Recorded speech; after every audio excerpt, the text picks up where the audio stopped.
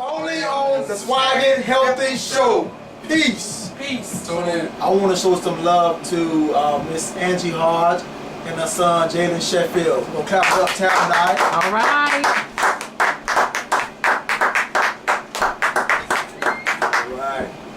All right, welcome. Thank you. All right, welcome.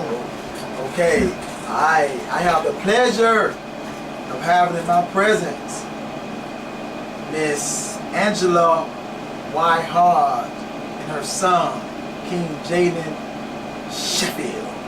I like saying that. You know, some last names you just know gonna be something.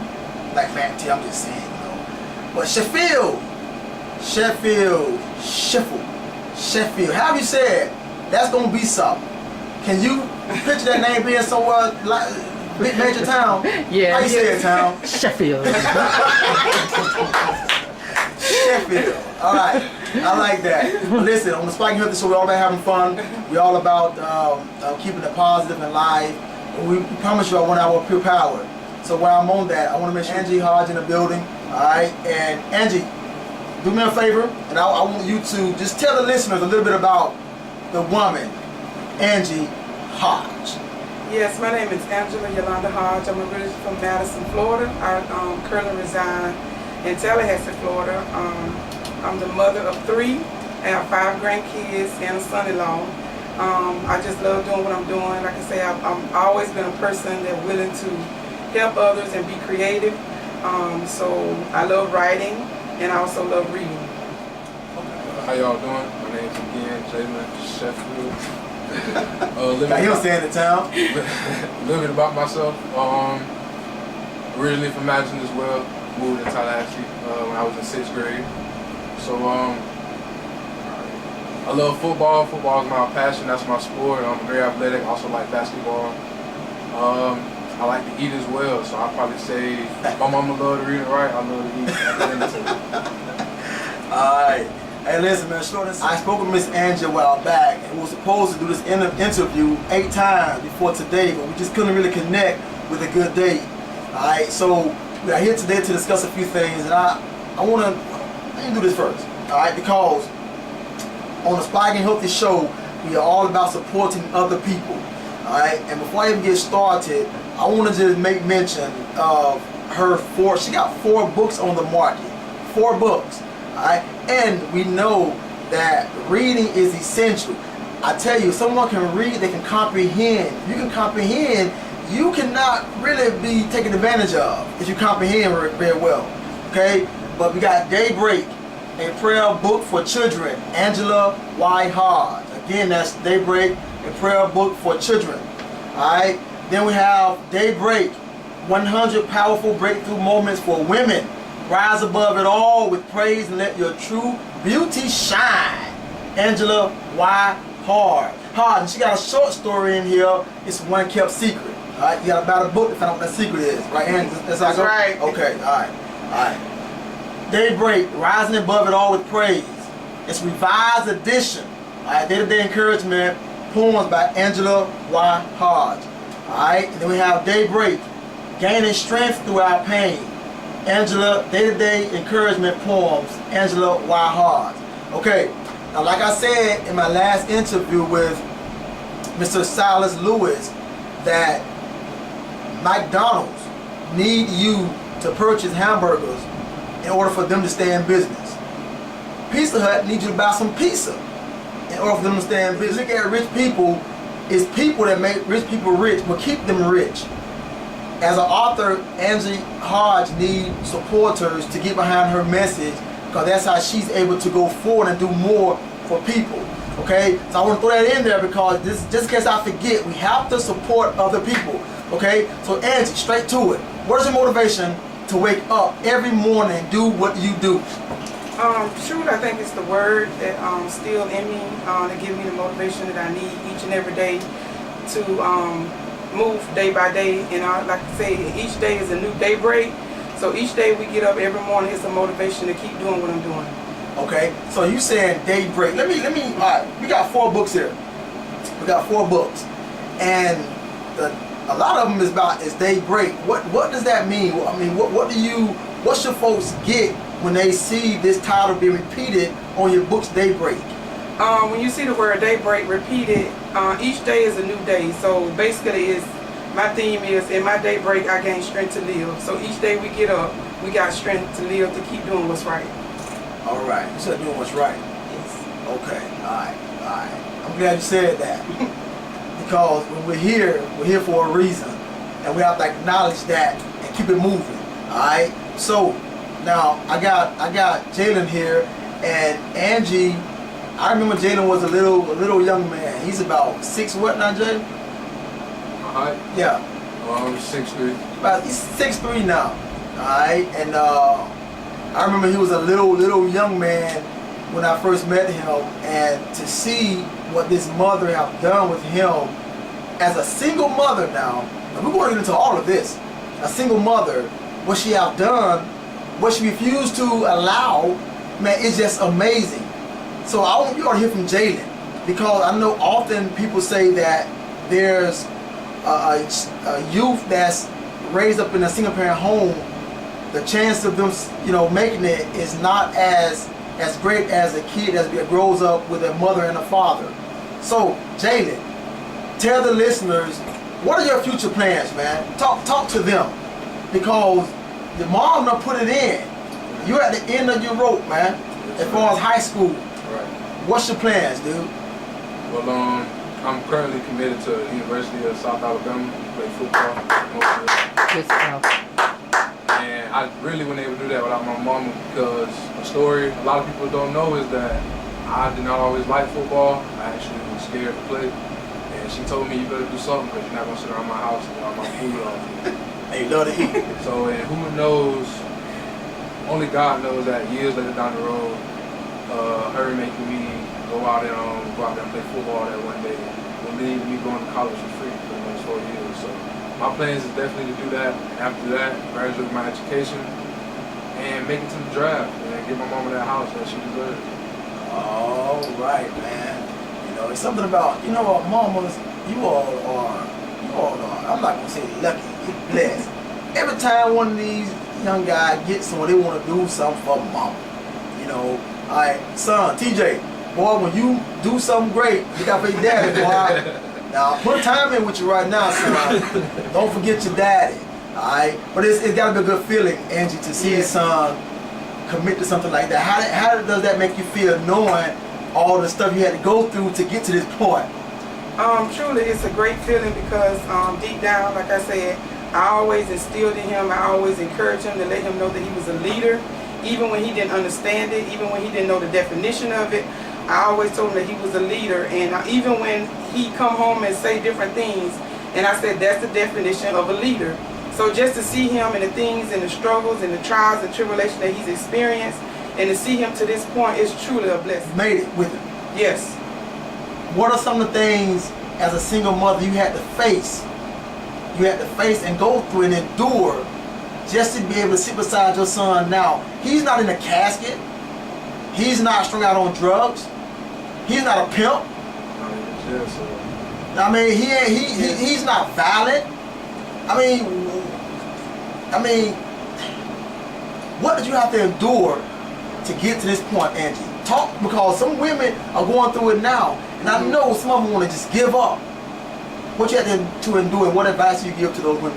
The advice I give to the women is never give up. Whatever your child does, you stick with them. If it's wrong, you explain using examples. And one of the main things that I taught my child, or my son specifically, is holding him accountable for his actions. Oh, wow. And being persistent, being consistent.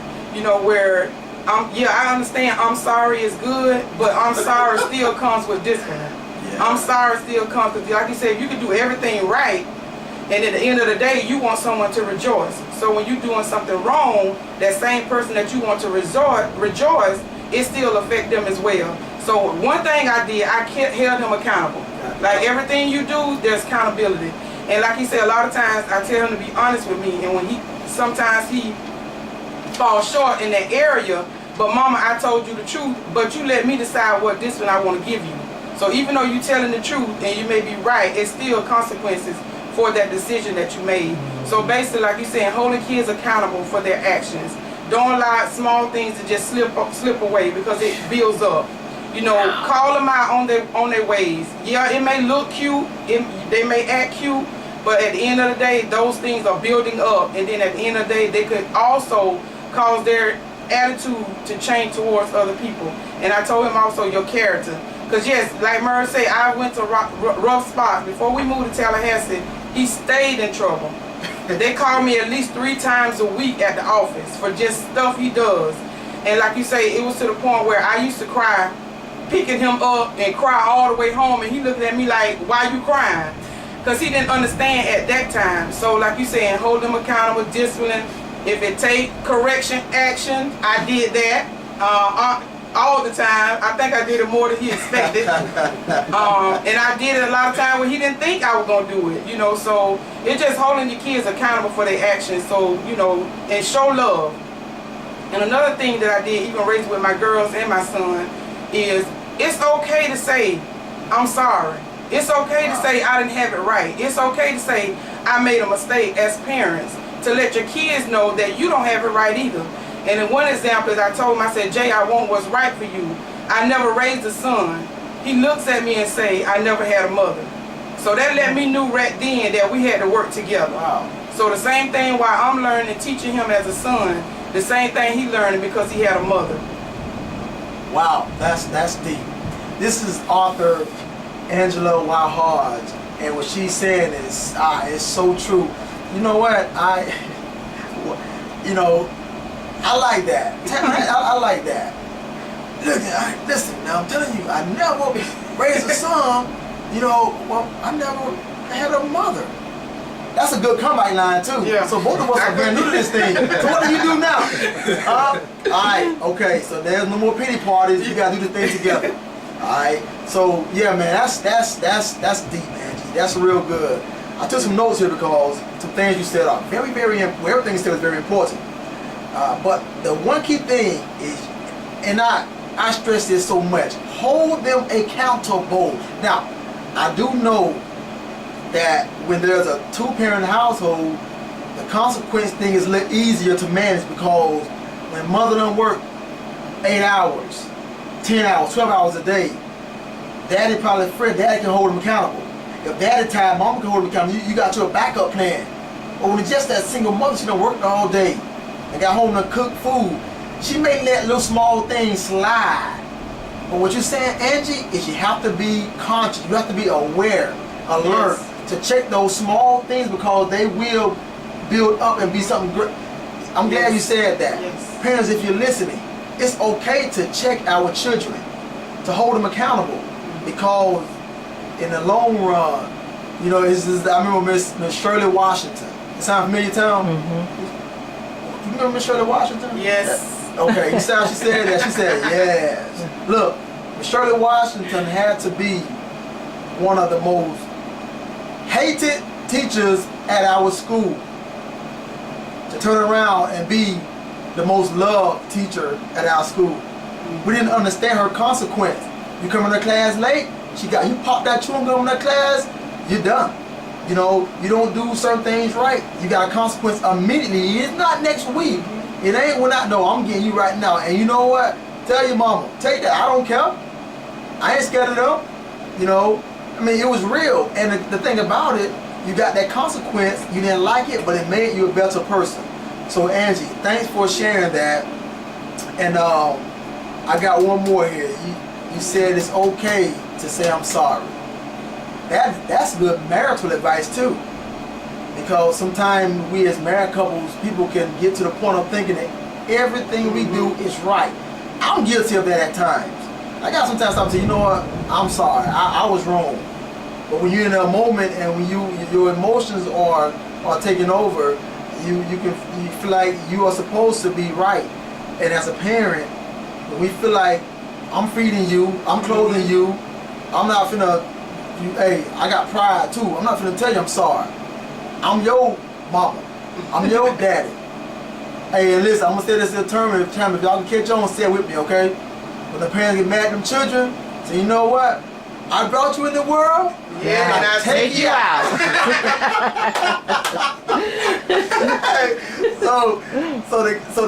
So you get kind of scared to even say, well, mama, baby, you wasn't right. What? Who wasn't right? But it's okay. And things were cleared up outside of this, brother. You being raised, and she said it. You got it when you didn't even expect it, and sometimes you got it more than you thought you needed it. Oh yeah. You know, and a consequence. It's a consequence. There's a consequence for each crime. Saying crime, but it's all good. All right. Every consequence don't fit every crime. That's one of the problems right there. Okay, if you do this, a lecture may not work. You need more than a lecture. You may need something taken away from you. You know, so your mom did all of that.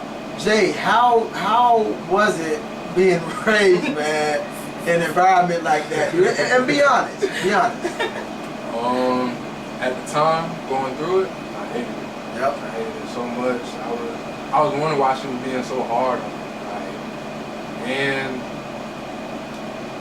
it'll be times I get maybe 2, 3, 4 whoopings a day. Hey. A day. Why not 5? No, just playing. Go ahead. It reached that number sometimes.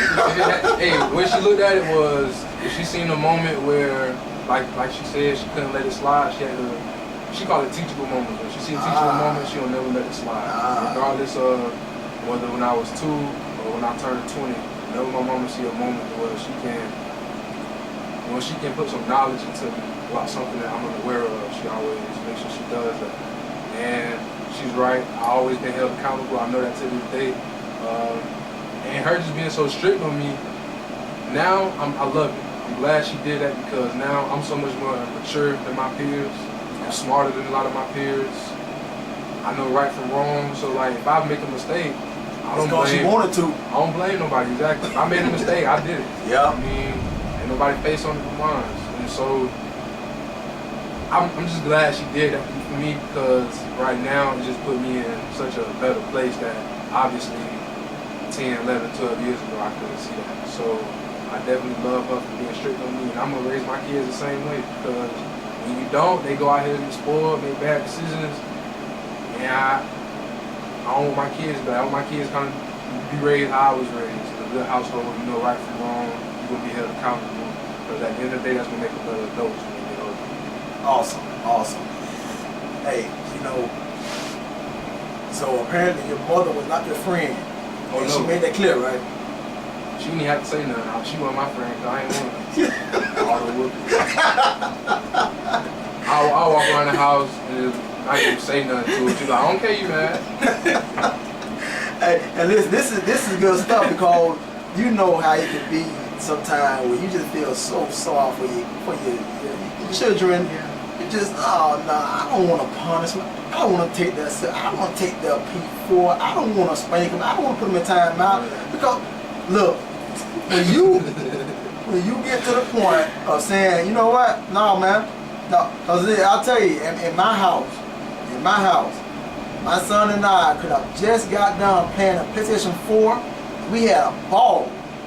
If he do something crazy, he get consequences, and he already know it. And see, but it's okay. But he love his dad so much. Young people want to be held accountable because they feel safe. They know you care about them. Now, of course, there's over the top. There's limits to everything. You know, we can overdo anything. You know, but however, if you are at least doing something to hold your kid accountable, to let them know that you love them, that's going to it got to come back in your favor. It got to. Yes. Like, what message can you give to young men who are trying to go to college and better their lives? What should they start doing right now? Not tomorrow, right now. One thing my D-line coach always told me is that they're not taking dummies in college. So I would definitely say education is key. Education is first. You can be the best athlete you want to be, but if you don't have the ACT score that school has set for you to go in there, you can't go. So that's why a lot of dudes fall on JUCO and don't go to that big time school they want to because their grades messing them up. I got homeboys right now. who honestly I can say are better athletes than me, but I'm going somewhere and they're not because I handle my business in the classroom. So I definitely say handle your business in the classroom. And then second of all, be dedicated and work hard. Like if you're really trying to go to college, don't half step. My mama always told me if I'm gonna do something, do it to the best of my ability. So that's one thing I also encourage you to do is just try hard. And even if you feel like you want to give up, you feel like it ain't worth it, that's really what you want to do, push. Regardless of anybody can tell you. A lot of people doubted me and said I wouldn't go to college and said I'll probably be in jail by now because of my attitude, how I was when I was younger. But I'm happy to say that I ain't listen to it. I'm always about proving people wrong. So. Oh yeah, that's motivation, dude. That's motivation. Please make sure if your son is trying to go to the next level in sports, academics gotta be number one. They gotta get it. Because talent don't really mean nothing if they don't have the grades. And that came from a guy from Jalon's mouth, someone that's already fully committed, and you know he had to trail that path, and so he been there. Yeah. So Jalon, what's the score you have to normally score to be able to get accepted? Is it I mean, each school is different. Obviously, the better the school, usually the higher your. Also, every college. Every different college is different. Yes, but like the University of Florida, I think their ACT score has to be like a 19 or a 20. But I know at South Alabama where I'm going, it was only a 17. Okay. So I mean, each requirement is different. Okay. All right. And that's good to know. And I'm quite sure. I made a 22 on that thing. What? Come on, man. That's good. Good stuff. Yeah. Hey, listen. You say you made a 22 on that thing, man. That's what. Listen. Sheffield. Just keep that name in your mind, people. Keep that name in your mind. Because see, we're not even looking at just football.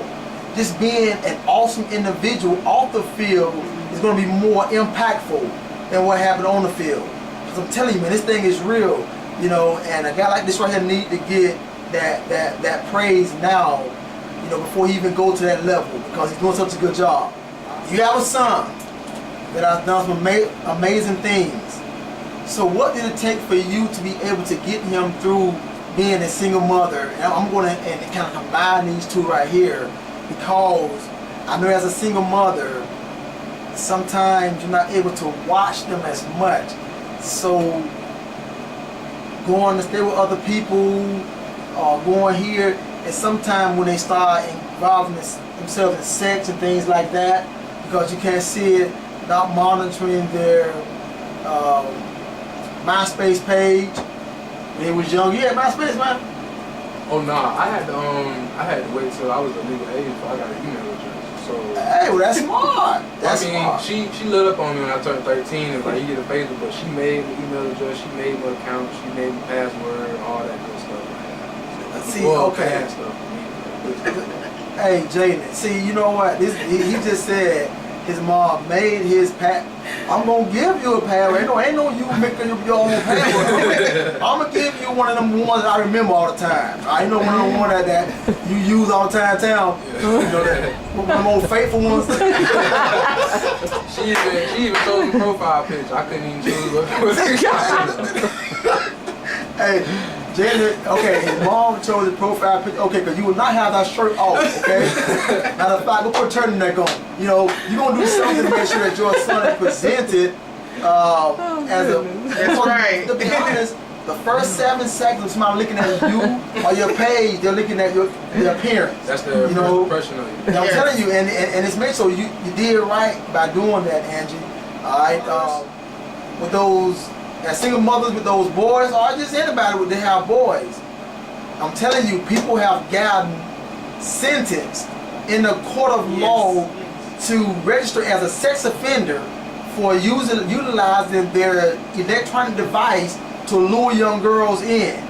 Be careful about what they're sending out, because this thing is serious.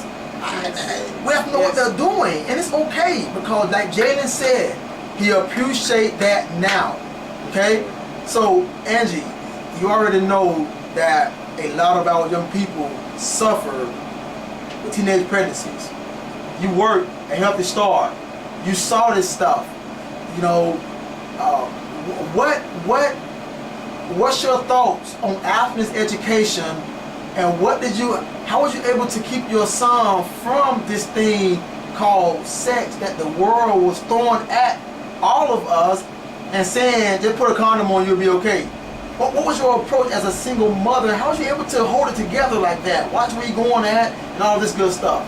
Give me your thoughts, ma'am.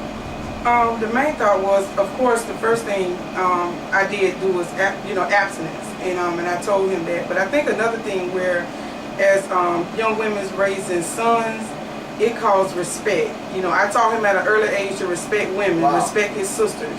I mean, even when it came to small things of just they asking him to do something, it's his tone when he responds. It's his body language when he responds. Those are your sisters. You treat them with respect. So I think that's the main thing, teaching respect, and then also using myself as an example. When we go different places, I allow, like you say, using my teachable moments. It's not just about holding the door, it's your posture is when you open the door. Because you can just open it and sling it open, but there's no meaning to it. When you open the door for me, you open like you proud to know that your mama is walking through that door. So just being respectful. Hey, no door slinging, okay? Just open the door. So just being respectful, and then even in that abstinence, I'm still educating. These things that, again, respecting women, because like you're saying, it's easy to say one thing, but then you do something else. But like you're saying, save it for your wife, your husband, or whoever it may be. But in the process of doing that, educating them on why it's important, why it was done, the purpose of it, why it was done. And then it's using myself as an example, because I was a teenage mother, so just using some of my examples of where I could have been or where I'm at now, could have been different if I'd have made some different choices in high school. So, just being honest and just respecting each other, and also respecting himself, because like you say, you don't have to, because now a lot of women, everybody see my son, he's handsome or whatever, but a lot of girls, teenage girls, throw themselves at him, and I've blocked a lot of them because I work at the school where he was at. So I had coaches, the resource officers, teachers, I had everybody on my side. But he didn't know that.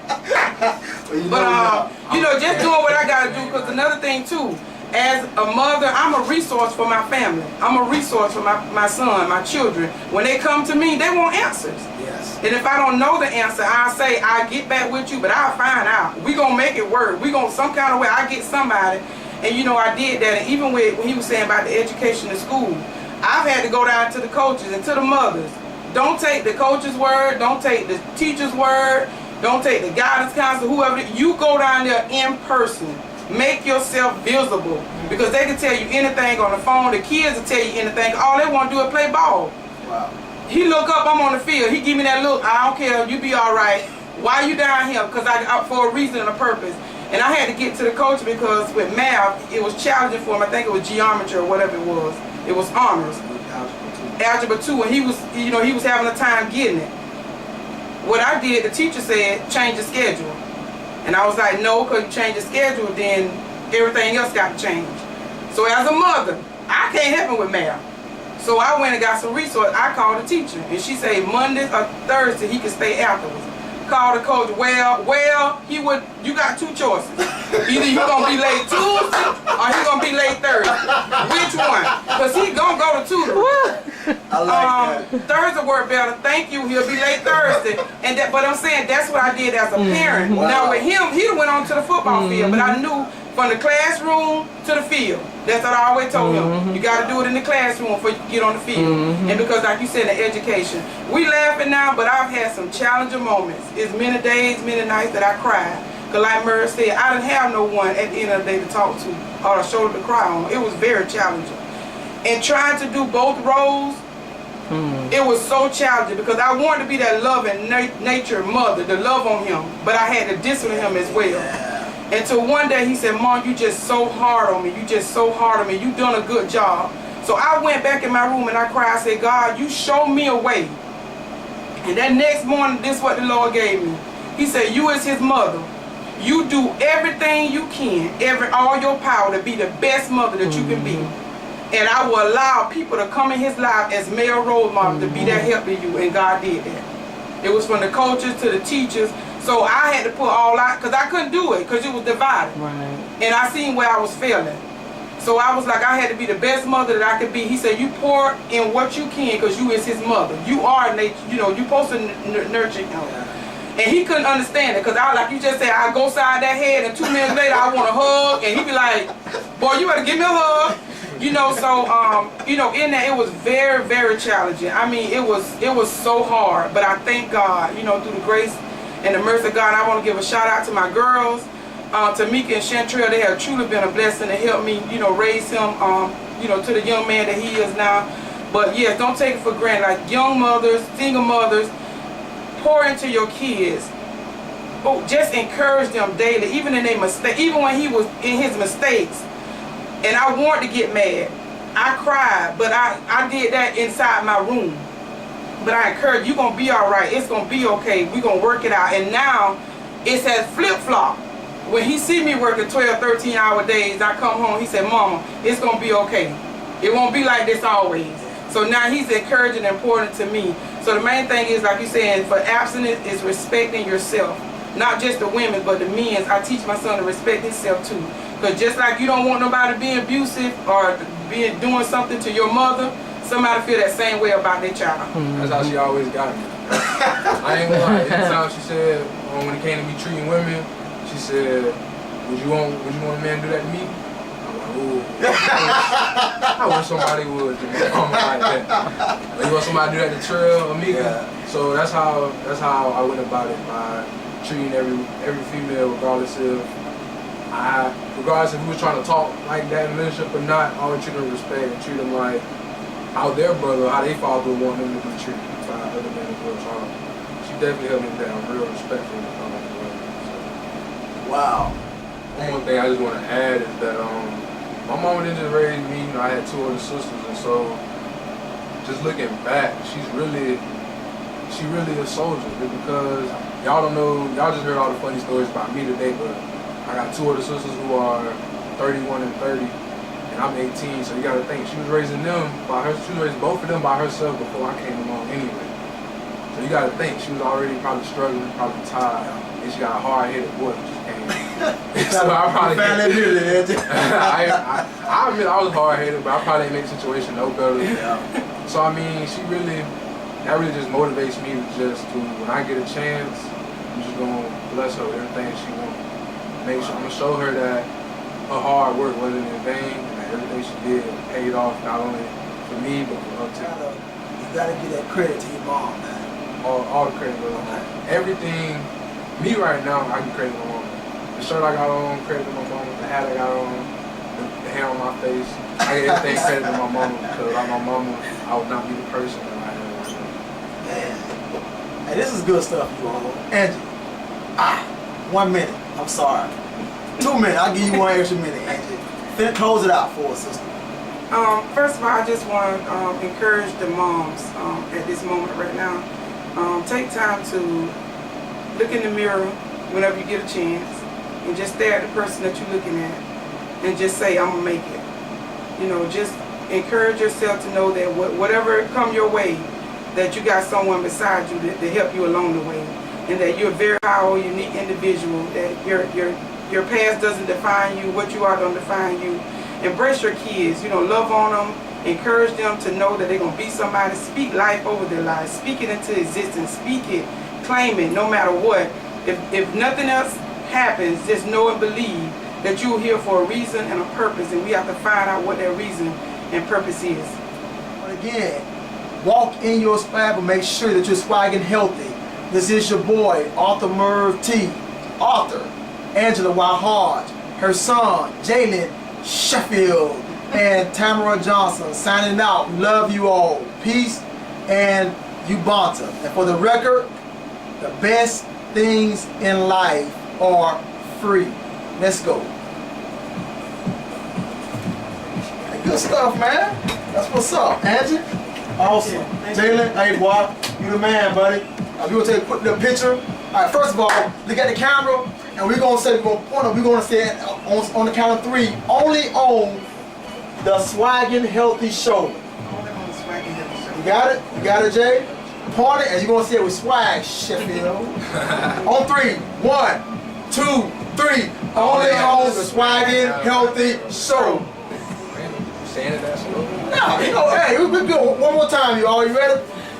All right, 1, 2, 3. Only on the Swaggin' Healthy Show. Peace. Peace. Tune in.